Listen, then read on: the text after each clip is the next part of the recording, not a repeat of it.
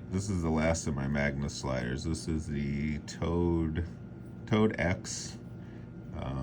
in Stonewash titanium with stainless steel muffin tin plates, but I have some slider tape installed on this guy. It is what set me off on my quest for Magnus sliders.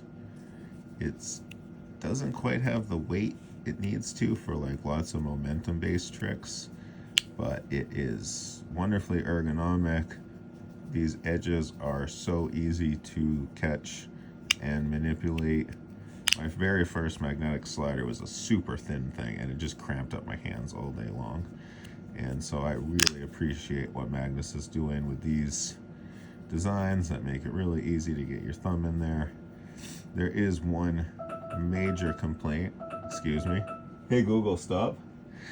One major complaint I have with this ToadX, and it is if you count up these ridges and count up these ridges, you will see that there are more steps leading from this lowest height to this top height on this axis than there are on this axis.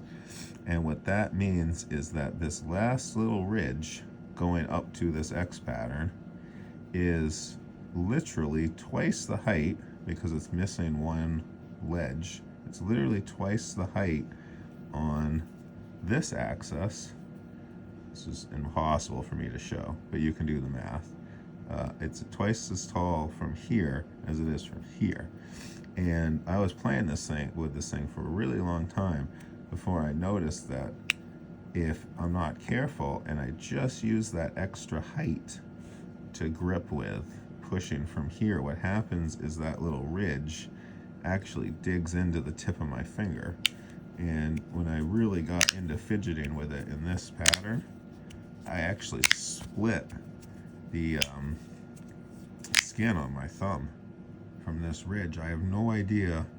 I guess it's machining tolerances and stuff, but maybe he needs to redesign this X pattern, because there really should be the same number of ridges here as there are here. This side really needs that one more ridge to not cause a bit of a hot spot there. It's really not bad. I played with this thing for over a month, and it wasn't until I was digging specifically into that edge that it was a problem, but that's a problem that shouldn't even exist.